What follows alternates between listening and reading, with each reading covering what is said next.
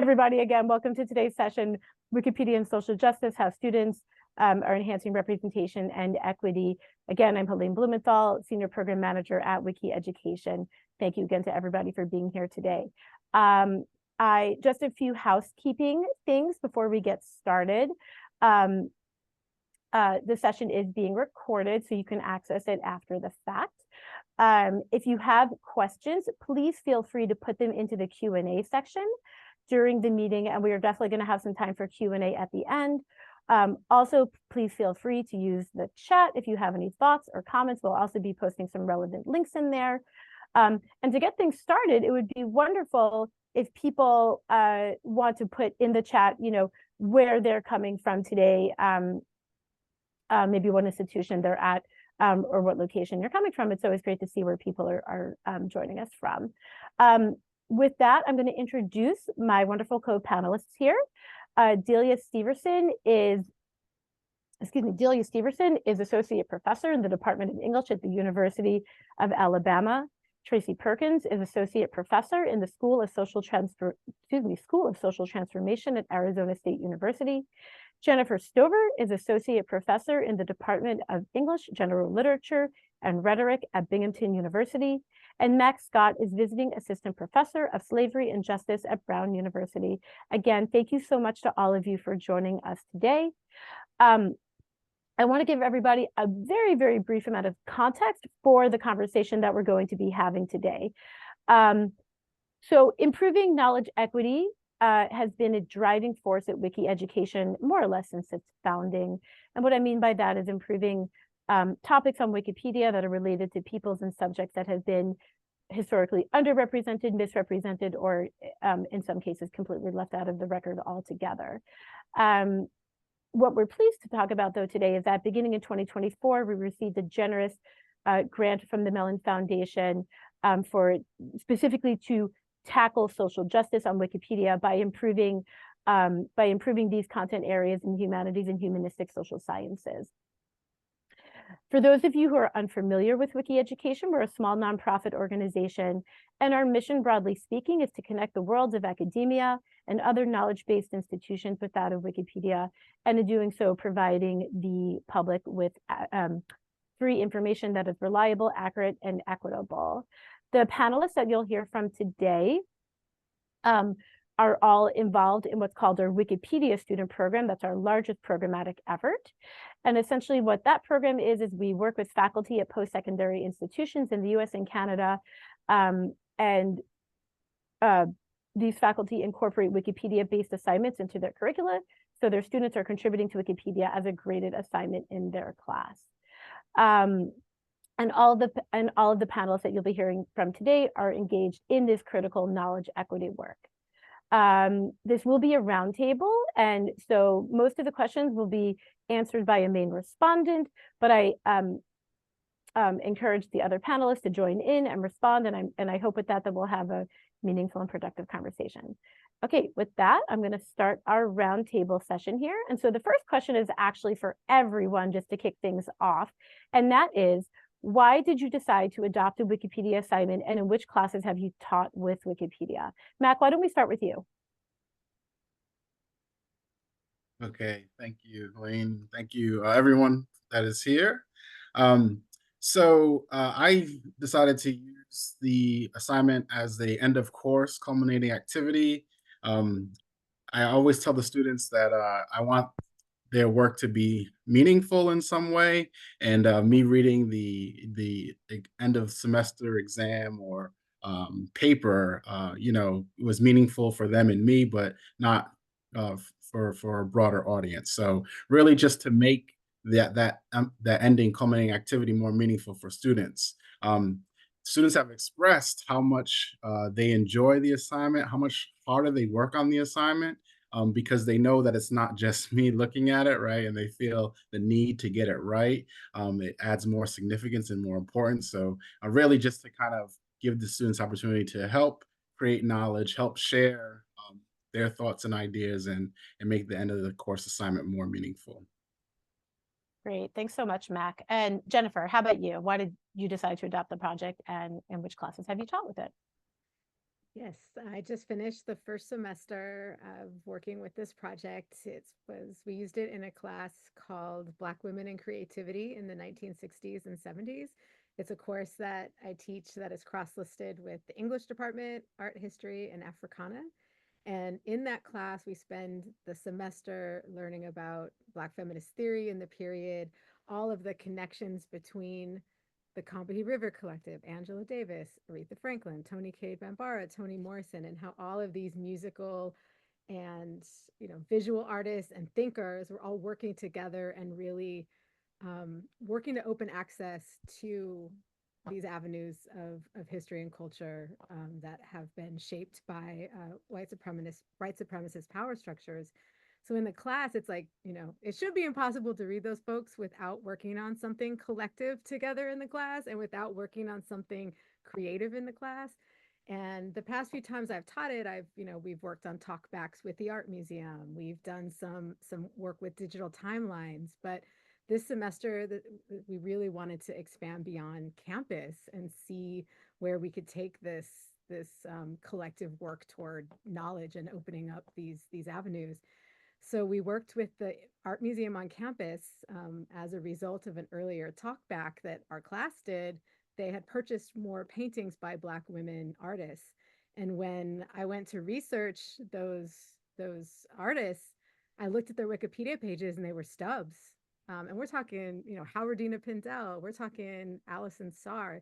These should have been really, in my mind and the students' mind, these should have been really, really well developed. And we were all really shocked. And that led us down learning more about the Wikipedia project that you host, and actually that learning that we could participate in rectifying that inequity was really powerful for the students and myself. And we had a great semester together working on that. Awesome. Thank you, Jennifer. And Tracy. Yeah, I started this assignment in 2017 when I was an assistant professor in the sociology department at Howard University, and brought it to ASU, where I am now, in the School of Social Transformation at Arizona State. And I got started, I think, for a lot of the reasons the other panelists have described, wanting to give the students a real world opportunity that would be read by a larger audience, and also because Wikipedia seemed like and has been a very rich place to talk with them about different forms of knowledge inequality and knowledge distortion, and how that happens and where that happens in academia and in the press in particular, and then sort of look at how similar dynamics are at play in what content gets shared and how it gets shared on Wikipedia. So that's been kind of the main purpose and goal for my assignments over the years, and has been really a rich space to, unfortunately, a rich space to explore those themes, but also one where the students get some satisfaction for contributing. Awesome. Thank you, Tracy. And Delia. Hey, everybody. First of all, thank you all for being here. I think this is just amazing. Thanks, Helene, for getting us all together, and Colleen for hosting us, and to my other panelists. I really enjoy having these conversations. And I think it's so funny to see how far I've come with this project, because really I came to Wikipedia as, as Bob Ross would say, really a happy accident. And I was at the University of Florida at the time, and Florida was trying to have this push for 5, and they were pushing for these digital humanities. And so they were like, you need to do more digital humanities things in your classroom. And I'm like, oh my goodness, I don't know. What do I do? But a couple of my other colleagues had done some sort of Wikipedia. So I said, okay, I had never edited a Wikipedia page in my life. But I was like, okay, I can try to do this. There is Wiki Edu. I can try to do this. And it was a disaster in the first class that I had it in. It was a gender and sexualities class in an African-American literature, but thankfully I had great students, and we were figuring things out together. But then I realized how much work it took, how impactful it was for students, and actually how much you get to learn as an instructor doing this. And it wasn't just me teaching them, because what I found out is why it was a disaster. It wasn't because of them, it was me. I had no idea what I was doing. And I thought that it was just, as easy as editing, just writing a sentence there. And of course, I would come to learn over the years when I started doing it since 2019 that it has been the most rewarding assignment that I've done in my classes. I've started trying to teach them at multiple levels. I haven't done it in a graduate seminar yet, and that's where I'm probably going to do that in 2025. But now I do it in my survey courses of African American literature. I find that that's the largest class that I have, maybe about 35 students. And that might be the only African American literature course that they take. And I want students to leave with something, as everybody else was saying, that's really impactful. And so I do it so that's like a 200 level class. And then I do it in my capstone classes, which are the for majors in English, is generally at the upper division level as well. Awesome. Thank you, Delia. And, I would say that, definitely echoing what you just said, the first time you do the project is definitely the hardest, but kind of once you see the impact, you're like, okay, it's worth the time and the effort. And then I think it becomes easier with each iteration. I hope it does. Okay. Well, Delia, the first question is actually for you. So knowledge equity, I think, in a lot of ways, I think it's a term that has many definitions, and I think its meaning can change depending on the context. So I was wondering if you could speak about what knowledge equity means to you in the context of the work that your students have done on Wikipedia. Yes. So what I teach, first of all, my specialty really is 19th and 20th century African American literature, critical disability studies, and Southern literature. And a lot of my courses, I like to think about, I start many of them really about this idea about what is knowledge, and how do we think we acquire knowledge? What does it mean, as Mac was saying, like to create knowledge? And we really have a very fruitful discussion about how and what we think about what is actually knowledge. And when we're talking about African American literature, and a lot of the history behind it is oral, right? The tradition is in more of an oral tradition. And with Wikipedia, or with any sources of knowledge, a lot of times we value a lot the written word. And I think where that disparity has been demonstrated is a lot on Wikipedia, where as Jennifer was saying, like, why is it that a lot of these kick-ass Black writers and authors and artists are only stubs? And I get them, and I'm trying to get students to understand, like, that there's a reason why they're stubs. It's not that when we say stubs, I don't want to assume that people know what a stub is, but basically that's like a Wikipedia page that gets fit into a screenshot, where it's a small lead, there's no picture, there might be a couple of sentences or things like that. And it's not that these authors, scholars, events, things like that are not reliable, or they aren't, what's another one, or they aren't well known enough to have a Wikipedia page. It's more about why are they stubs? And so we're coming to this conversation when we're talking about knowledge equity. It's like I can show them certain white writers, certain white authors, and then I show them actually someone who's done a lot of work. And one of my students was doing, I'll just take Randall Keenan because that's the one that was right on my mind. And at the time, it wasn't a stub, but it's like, I mean, this guy before he passed away had won all these awards. He was an incredibly prolific writer, but why was he not as represented on Wikipedia as perhaps William Faulkner might be? And so what we are learning about is not just, I don't just present the information to my students like, here is a stub, why don't you go and improve it? It's more about thinking about, where do we go to look for sources of knowledge? How are we creating knowledge? How do we get at knowledge that might be, or, in the oral? And so equity, knowledge equity to me is, I don't think it can ever actually be something that's completely equitable. I wish that would be the case. And I think I keep striving for equity, especially in the space of Wikipedia. But really it's about, well, what can we do? And as all of us are practitioners of with Wikipedia as well, it's about creating this knowledge, or not even creating, sometimes it's really even collaborating, finding knowledge. My students like to grab knowledge from behind these paywalls, right? Like, how do we use academic privilege here? People don't have access.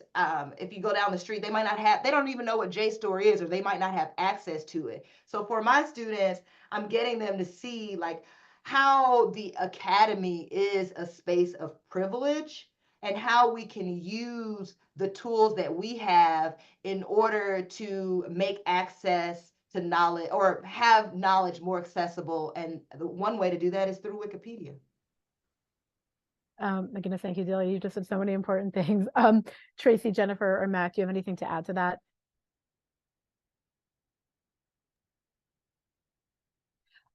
I do. If Oh that's yeah, go okay. ahead. Yeah, Yeah, I think please, I was please. like nodding so hard, I was going off the screen at several points. That was incredible.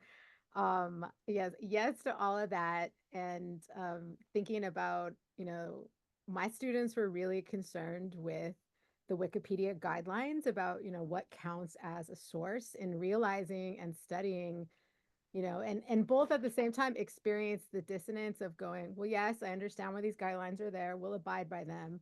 But at the same time going, well, we're setting a period in the 60s and 70s when Black women are needing to create their own archives, their own media. And if it wasn't for them creating those forms of media, then we wouldn't even have the secondary press coverage to draw on in this moment. So even taking a step back and going, how has Black history been kept out of formal archives, been not covered by the media in ways that actually lead to having those 5 sources that you need to develop interest for the Wikipedia page. So, they're like, well, why don't oral histories count? And that really, really took them even a step farther back into the production of knowledge and the politics of knowledge production, which we had some incredible conversations. And a special thanks to Brianda Felix, who's out there in the audience, who was our assigned assistant with Wikipedia, who answered a lot of great student questions and had a lot of good conversations with them, and that really goes a long way to explaining why, 19% of the bibliography entries on Wikipedia are by women, an even smaller amount by Black women. 80% of the editors so far, upper middle class white men from the global North. And, there are reasons for that. And these are really important conversations to have. So thank you. Thanks, Jennifer. Mac or Tracy? Yeah, so I really appreciate what Delia and Jennifer said. Essentially, that's the heart, I think, of the project for myself is, I'm not teaching any of my students about settler colonialism. They kind of know about it. I'm not teaching them about structural racism. They have an idea. But in the wider audience, right, in the general public, those structures are not as well defined. So being able to take a knowledge base and disseminate it, I think, that's the central importance, I think, of the Wikipedia project and what the students and the most rewarding part for them, right? Being able to share something that they know with a wider audience and connect with all these people that might not have that same privilege, that same knowledge base. Yeah, absolutely. And I mean, I think what all of you have really highlighted here is that at the very least, this Wikipedia project is a really great avenue to have these very important conversations about your students, about how knowledge is constructed, and how equity and inequities play into that. Okay, I'm going to move along here though. So the next question, Tracy, is for you to start us off with. And I think this was something that I think you've thought about a lot as you've engaged in the Wikipedia assignment, and from conversations that we've had. But how do you talk to your students about the challenges of bias and representation on Wikipedia. So, I think Delia, Mac, and Jennifer already alluded to this, that there's challenges in doing this equity work on Wikipedia. So how do you talk to them about it? And what is their response to engaging in this critical knowledge equity work? Yeah, I over the years have come to talk about Wikipedia as a place that both reflects and exacerbates the kinds of biases and power inequalities that are in the source material they're attempting to summarize, academic writing and the press. And I think the reflects and exacerbates is important because it seems like, at least among some of the, sort of committed Wikipedia editor volunteers, there's a desire to kind of pass off the blame to, it's not us, it's the academics and the press. We're just summarizing. And that is certainly a problem, but it's also pretty clear that the Wikipedia community writ large creates problems in this realm as well. And that there are, in spite of the challenges of source material that some of the other panelists are describing, there's also still a lot of good, very credible, written in peer-reviewed places and academic publications, et cetera, material on really important topics that has not been pulled into Wikipedia yet. So that's kind of my broad framing. I've found it really useful too, and I see this might address some of Brittany Peterson's questions in the Q&A box. I find it really useful to mix the topical readings on whatever the class is about. So in my case, I teach this in my environment and justice class and my food and justice class. So we're doing, food, environment, justice readings throughout. And then I take a few days where we have kind of Wikipedia days where we're either reading about Wikipedia directly and some of these problems as they relate, or we're reading about knowledge construction. So when I first started this assignment at Howard, I had a day where I gave the students Patricia Hill Collins's, classic 1980s article on Black feminism and the outsider within, which fits into kind of a more social constructionist view of how knowledge is created and circulated, and talks about the personal experience of Black women as very valuable in intervening in and correcting non-truths about Black women and the world in general in the academic sphere.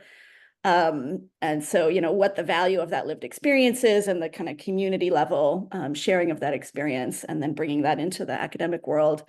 And I paired that with readings from somebody who's in the more positivist realm, a physical scientist who is very concerned with kind of limiting the spread of misinformation online by training people to, only to get rid of bias by not letting their personal experiences interfere with what they think is true. And just because something happened to you doesn't mean it's true with a capital T. So I did that to really kind of draw out the tensions between these two approaches to knowledge, and then to mirror how they're reflected on Wikipedia, in that the Wikipedia guidelines tend towards the more positivist side of things.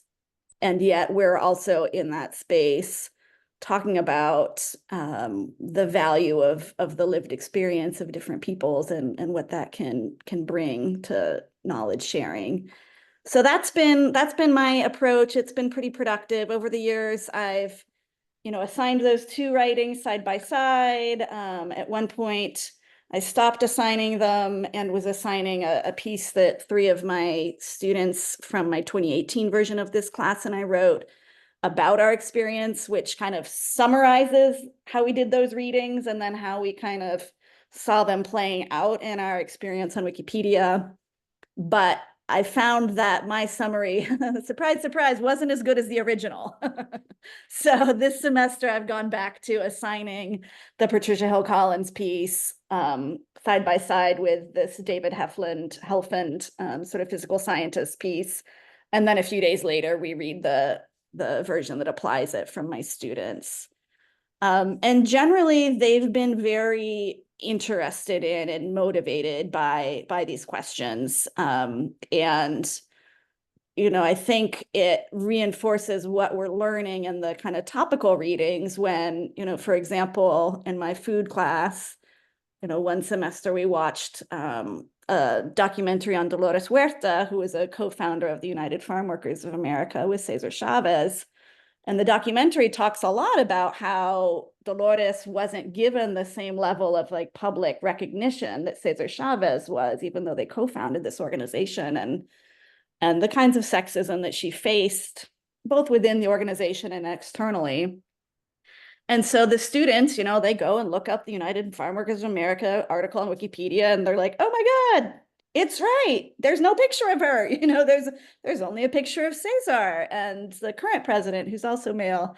So I think having those, reading about something and then seeing it play out in the Wikipedia space really kind of furthers the pedagogy of what I'm doing in the classroom. And then I guess the only other thing I'll say is, and literally we did this yesterday in my environment and justice class, is I think it's important to kind of disaggregate a bit the different kinds of processes to lead to the problems we're talking about, and the different kinds of outcomes, and not let it all just kind of fit under these very amorphous bias as the process, knowledge inequality as the outcome. So I had them going through the paper that my other students and I wrote and pulling out, okay, where are we talking about, knowledge distortion? Where are we talking about knowledge gaps? Something's just not there that should be, as opposed to it's there, but it's been distorted. And these are overlapping categories. Where are we seeing stereotyping come through? Where are we seeing the use of euphemisms or misrepresentation or hate speech? And I will say the hate speech stuff has not been an issue for us in the classroom. We've only found hate speech on the articles we've been working on after the fact with my student co-authors, when we've gone through and done a very nitty-gritty edit by edit look at how that article has evolved over time. And what we found is hate speech gets deleted in less than a minute by some like bots that people have programmed to manage that. But the bots don't manage these other things. So yeah, I feel like that's important for their experience on Wikipedia, but more broadly for their ability to sort of discern truth claims as they experience them, in politics and the press and, all over the place. So yeah, that's been how I've been going about it. Tracy, I just wanted to highlight a couple of things you said that, like, I think this is something that I see a lot in running this program, and especially in the types of courses that you guys are teaching, that there often is this tension of like students are like, they're part of a community that they're writing about, and they're like, I know this is important, this is really critical in my community, and they don't see it on Wikipedia, or they struggle to get it onto Wikipedia, and there's a really, there's tensions between sort of, again, the lived experience versus what they can do on Wikipedia.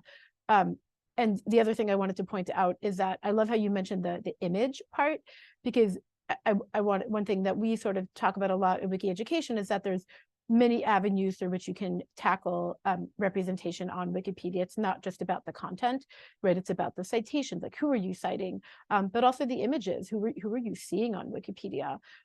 So I just wanted to thank you for like highlighting that particular example.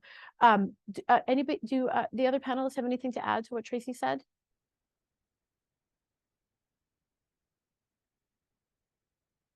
Okay, great. So then moving along here, and all of these questions are connected. So, as I mentioned at the beginning of this conversation, we are currently engaged in our social justice initiative to improve representation on Wikipedia. So Mac, this question is for you. I was wondering if you could start us off in talking about, in which ways is Wikipedia a platform for bringing about social justice? And what do you think its limitations are as well? Yes, thank you. So I can give an example. A couple years ago now, time goes. I had a student looking at a Wikipedia page, and it was about the desegregation of the federal workforce. And in the article itself, it talked about how Roosevelt was moved by discrimination against Jewish, and I believe it was Italian workers. And then on the page itself, it didn't really talk about Philip Randolph and the threat for the March on Washington. And it was pretty shocking that that information wasn't there, right? So the student added it and edited the page to include that. So now if you go to that page, that information is there. And I think that that's, the importance of having people that have these different experiences, different knowledges, to be able to see what is there, and contribute in a way that highlights the experiences and contributions of targeted peoples that are usually not part of the story. Just mentioning Philip Randolph and what was happening at the time. I think the meeting happened like the day before, the week before the actual announcement, changes the whole way you interpret that event, right? I think that that's what's important about it.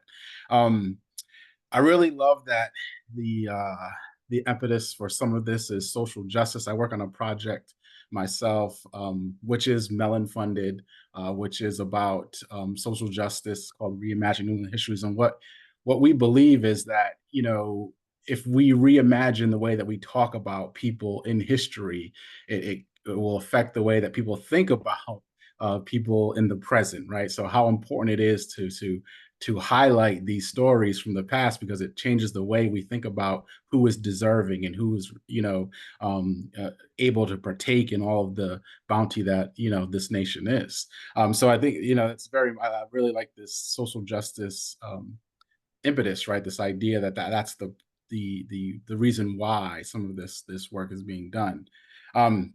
So some of the challenges, I think some of the other panelists talked about these quite eloquently, but it's a knowledge equity, right? Limitations and challenges. So for example, I teach a Native American Indigenous Studies course. And until very recently, almost all the scholarship on Native peoples was written by people who were not Native, right? And framed, and not in concert with Native communities either. And then framed within a scholarship that, didn't include the epistemological frameworks of Native peoples, right? And different ways of knowing. So and those challenges still exist, right? So and I think Delia talked a little bit about this when she was talking about oral history. But things like story work and all these different ways of creating knowledge and understanding truth, especially when now we are coming more and more aware of how problematic the documentary record is, right? So to be able to have these corrective or these other ways to add context to the knowledge that we have is very important. I think that we're still working out a way in which to incorporate and highlight and add as much saliency to those types of sources as we do to the documentary record. Yeah, thank you. That's great. Delia, Jennifer, or Tracy, anything to add to what Max said?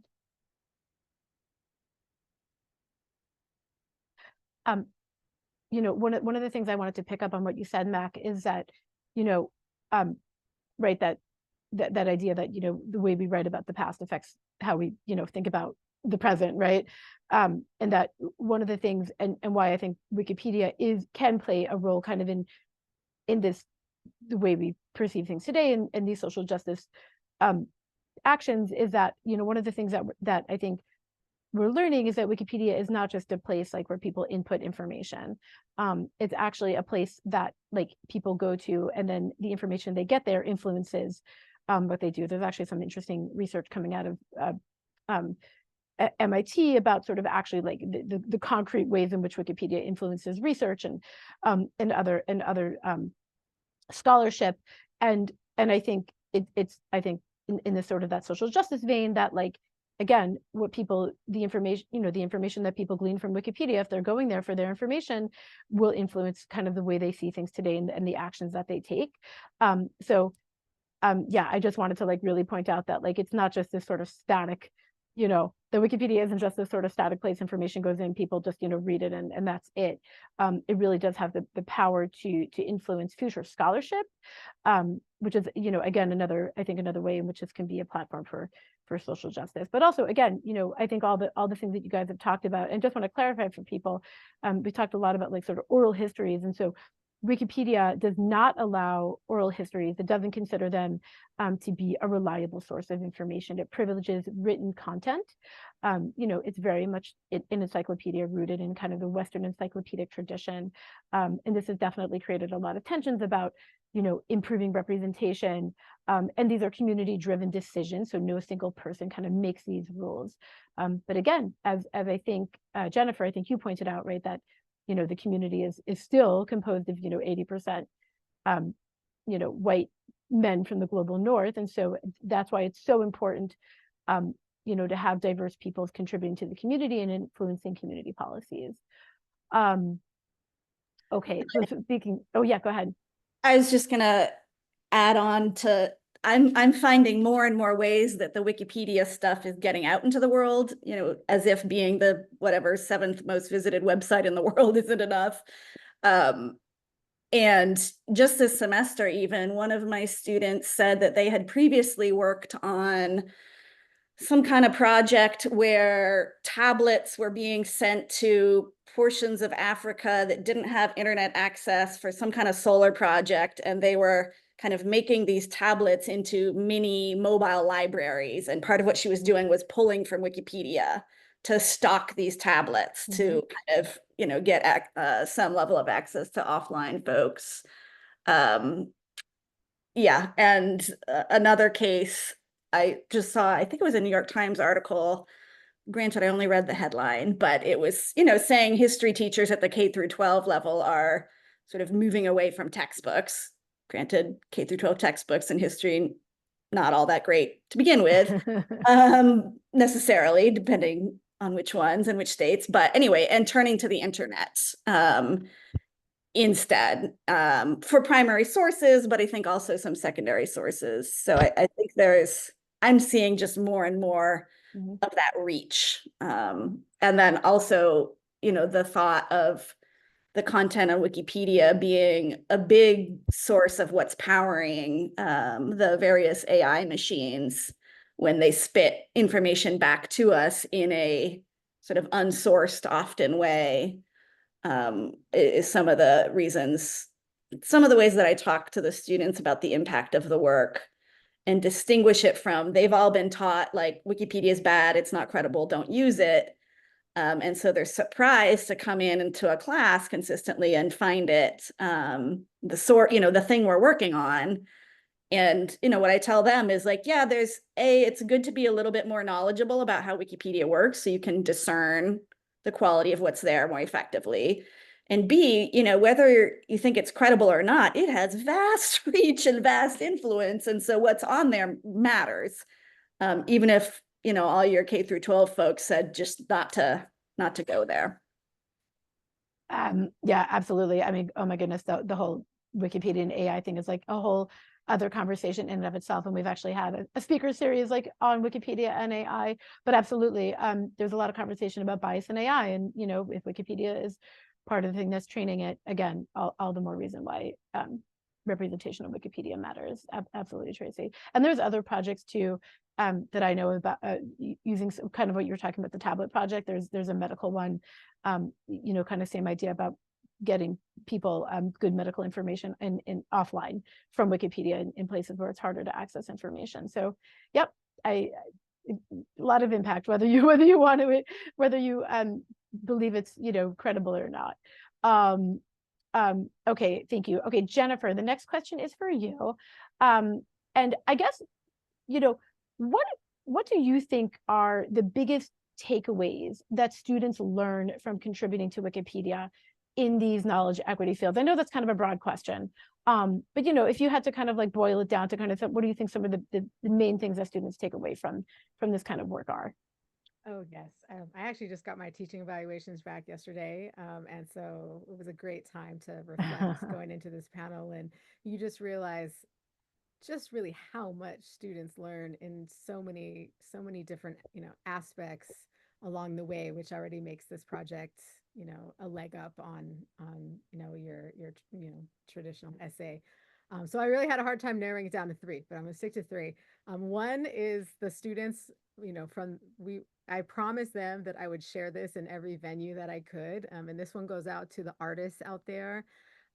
Please upload a copyright-free photograph of yourself and a copyright-free, I know it's, we're not, we're not trying to profit off of you, but they want to put your stuff up there so badly. And we all recognize, I mean, copyright is part of the inequity and what artists, are paid for their work and which artists get exposure. But this exposure is big, and help us help you. So I promised them that I would tell everyone who would listen at any point about that. So please, artists, if you can, do that.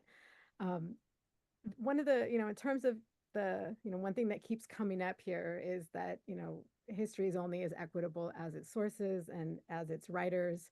That includes the first draft of history in terms of journalism, the second draft in terms of scholars, and then the third draft in terms of the work that we're doing here in Wikipedia. And just students knowing that they can partake in that Wikipedia offers an avenue for that is really important. And we all encourage each other to share with other people in their lives how to do that. That became one of our missions with the project. We're working on getting a group started on campus called Quiltopedians, after African American women's, quilt circles, that we're going to get together and work on Wikipedia projects regularly. And I was excited to see someone from the Black Lunch Table, because I really want to talk with them about how to collaborate on another project involving this. The students on campus led a Wikipedia edit-a-thon where they brought in their friends and roommates and family members. Someone even came from another school that saw we were doing this.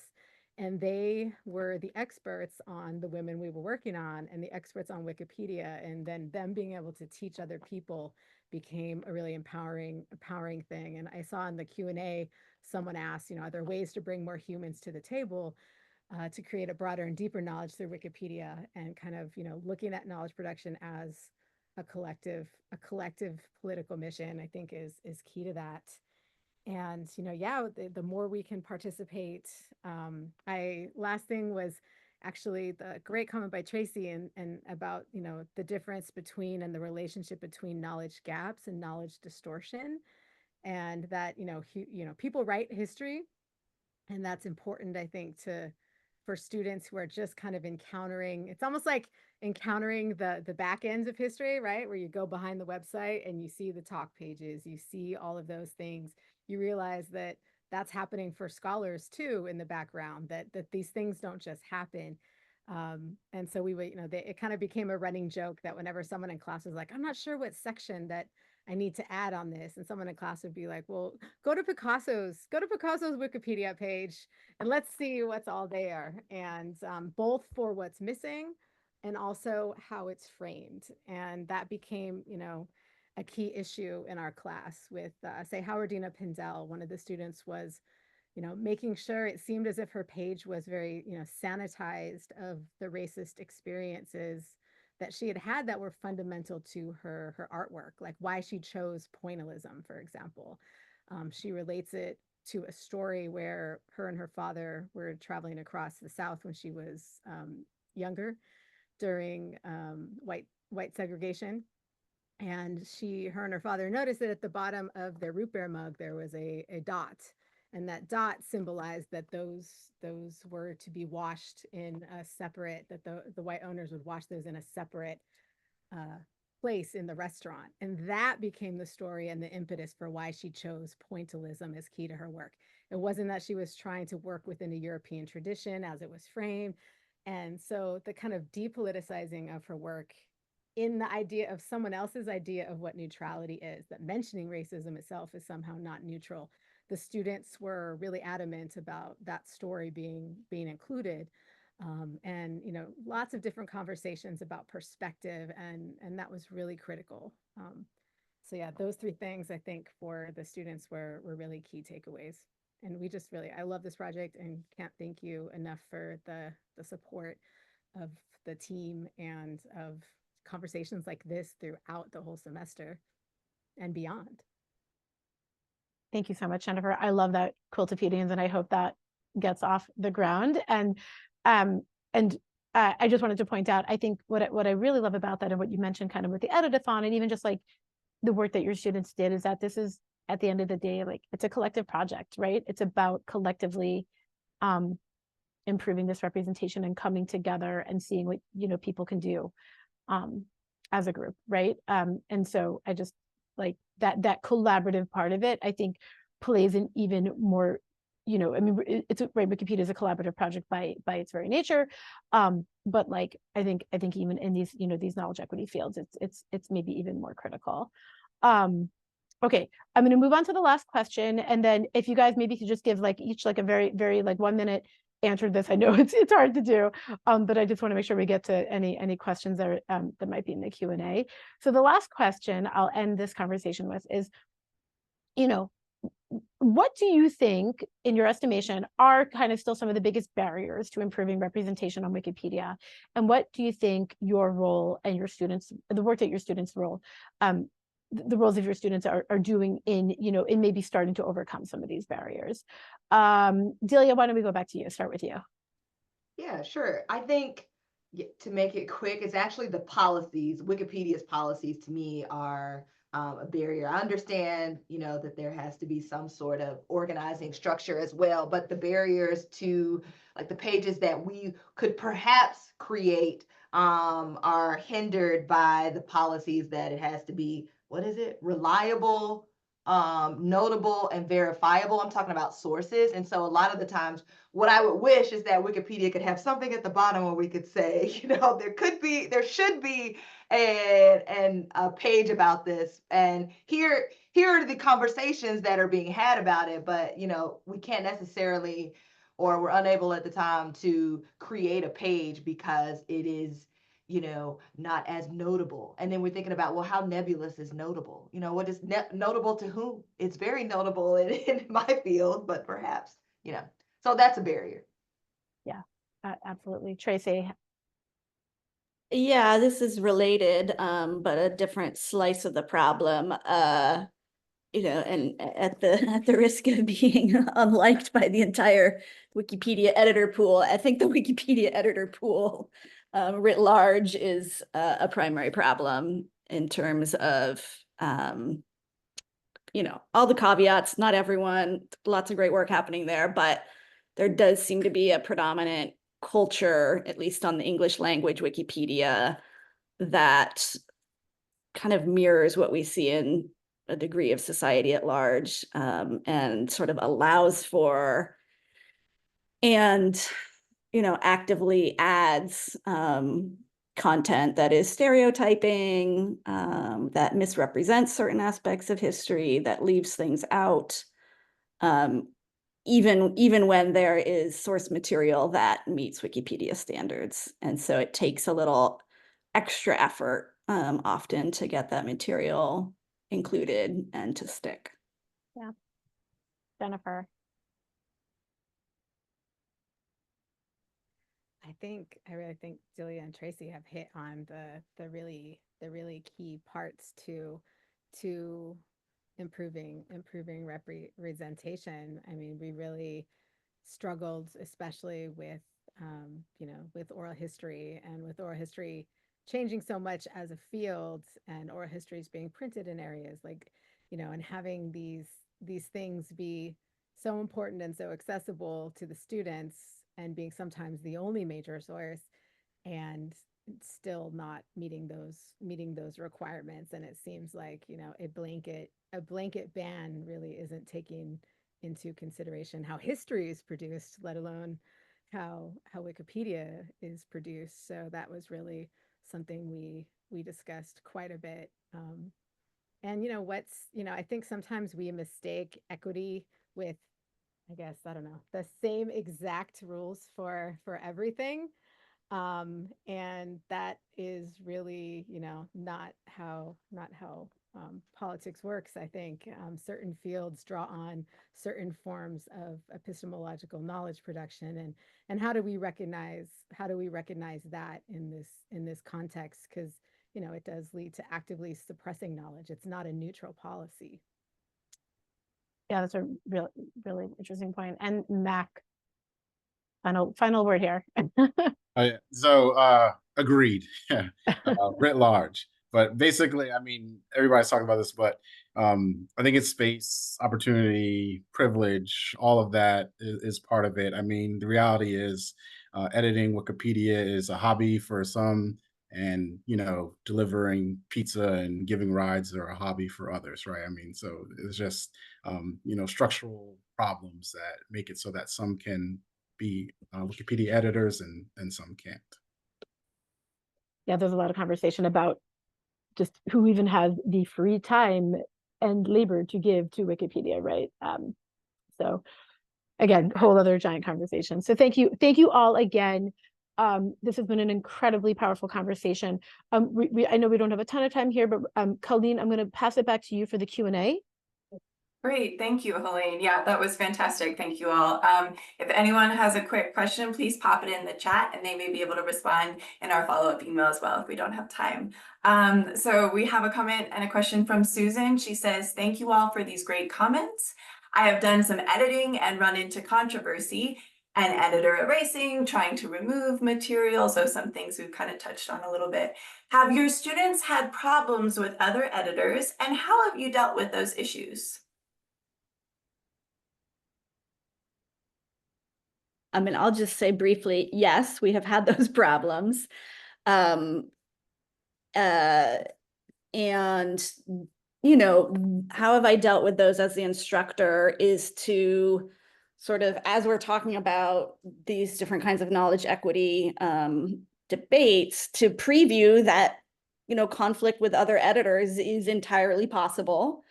And the article that my previous students and I wrote discusses some of those. And so the students read that. And then it's about, a couple things. On the one hand, they're not getting graded on whether their content sticks or not. They're getting graded on the quality of the work they put forth. That's an important clarification for them. Another thing is we kind of make that the object lesson. Like, what is this debate? Where is it coming from? Why is it happening? Does it seem to align with everything we've been reading about, bias and racism and colonialism, et cetera? If so, okay, well, we're learning something there. And then third, trying to make it a community experience so they don't feel kind of bad and singled out. So, every week I'm asking people, did you make any cool edits? Did you run into any problems? And we're talking about that. And I'm looking at Rose's comments about Palestinian history and reminded, in addition to the point she's making about Wikipedia limits people's ability to write about controversial subjects to certain editors who have more history with the site. And the idea there, I think, is to prevent kind of just random people from coming in and putting in a bunch of misinformation, but it does also privilege the existing editor pool, which, as we've discussed, has its own problems. And so, one of my students who was adding, I think, to the article on either olives or olive trees, and it had a symbolism subsection, and the symbolism subsection had a couple places in it, and she added a photo of olive trees in Palestine and talked about their symbolism in Palestine, and had it all removed, on the grounds of that Wikipedia articles are supposed to be sort of global. And so it wasn't appropriate to just talk about Palestine, to which she made the astute observation, well, there's a really big section on the symbolism of the olive in the United States, and they didn't take that down, which is telling. So yeah, making it kind of letting them know it might happen ahead of time, making it the point of what we're learning. Their grades not dependent on it, lots of community support, and we absolutely ping our assigned Wiki education staff supporters when, just to get some extra help and like, are we navigating this the right way? And sometimes they know the specific person who we're in debate with, often actually, and that's helpful too.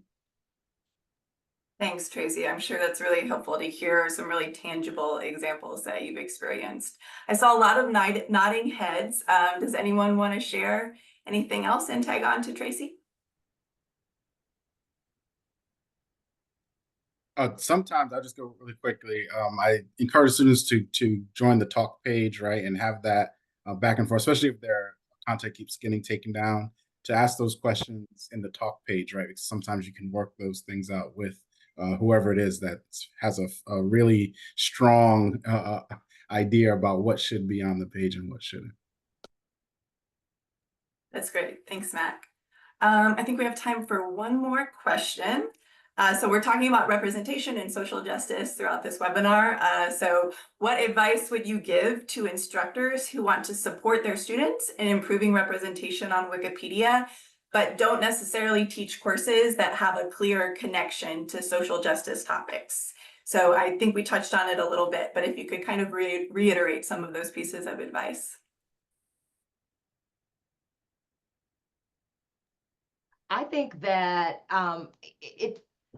I work with a lot of Wiki editors and professors as well, who I collaborate with them, who work in the sciences, who work in hard sciences, and also not just the humanities as well. And so it's really about like knowledge building, knowledge creation. I'm framing in that capacity. That applies to anything.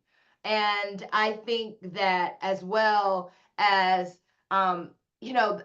Wikipedia wants to be, quote unquote, the sum of all knowledge, and I feel like there's any subject, any field, it already has a connection to Wikipedia. And so just for a plug for Wiki Edu, I also think that in a more tangible way, if you've never taught Wikipedia, it is so helpful to use Wikipedia education, which Helene is a part of, Colleen works with as well. It is a way to actually help you integrate Wikipedia into your class. So those two things, it's like, it already is a part of your social justice is already a part of your class. It will be, and Wikipedia is the way to formulate that.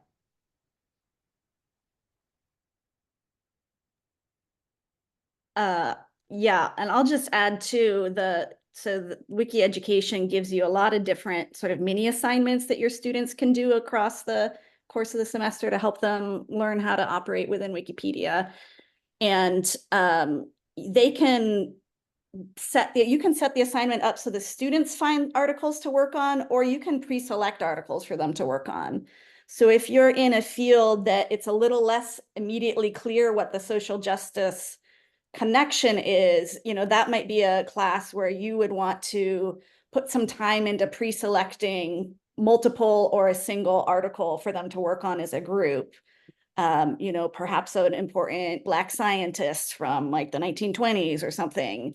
In chemistry, if you're a chemist, I think I haven't done that, but that's some of what I've seen. And again, that's a place where I would ask the Wiki Education staff for a meeting for help kind of figuring out where your best options are.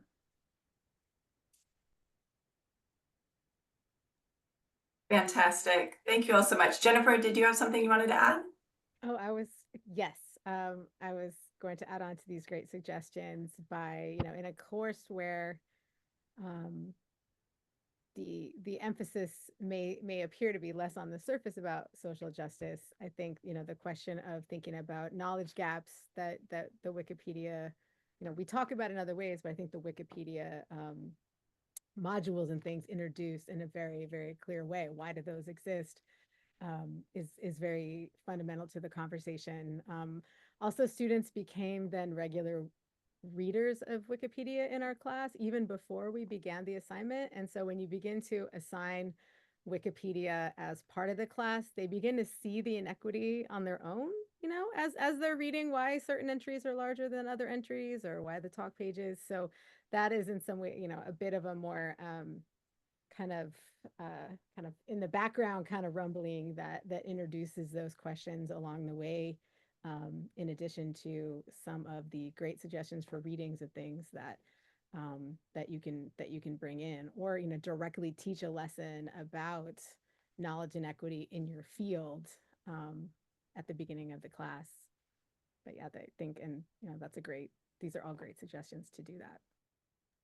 Completely agree. Thank you all for all those pieces of advice. Really appreciate it. I'm going to pop it back over to Helene to wrap things up for us.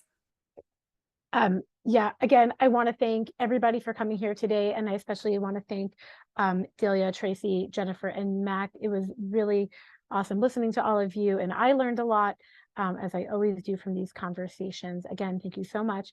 Thank you, everybody who joined us today.